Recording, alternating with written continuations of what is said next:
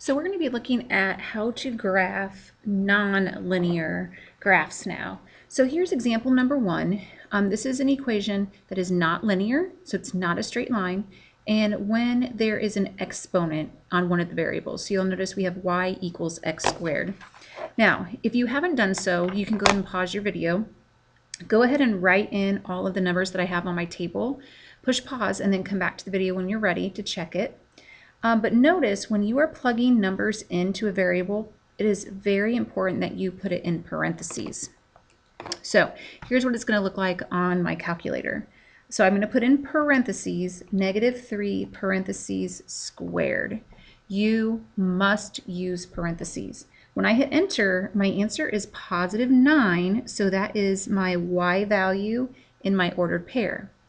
Now let me show you if you didn't put in parentheses. If you didn't put parentheses in, you would have gotten -9, which is wrong. The answer is positive. You must put the number in parentheses because I want to make sure I square the negative. So -3 squared is -3 times -3, which is +9. So make sure you use parentheses. Now, what you can also do, let me put that back in there. Sorry, I bumped the button.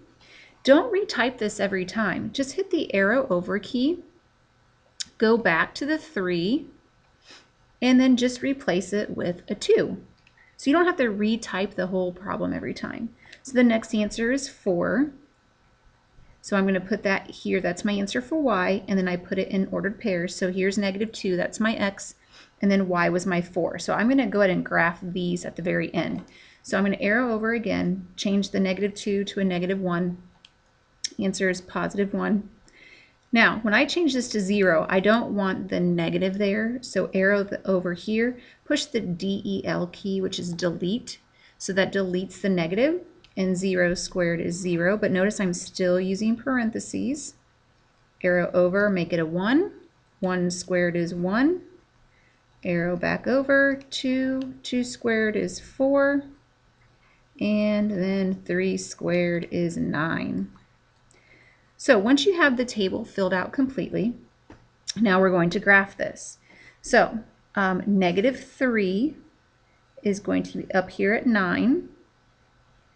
-2 is at 4. -1 is at 1. 0, 0. And then it's going to repeat itself back over here onto this side. So +1 is also 1. So this is kind of like a mirror image. These two are the same.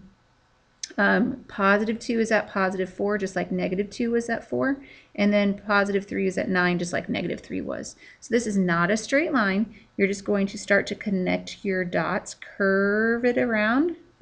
Now extend your graph beyond your last 2 dots because this actually goes on forever, and then put arrows on it, and there is example 1.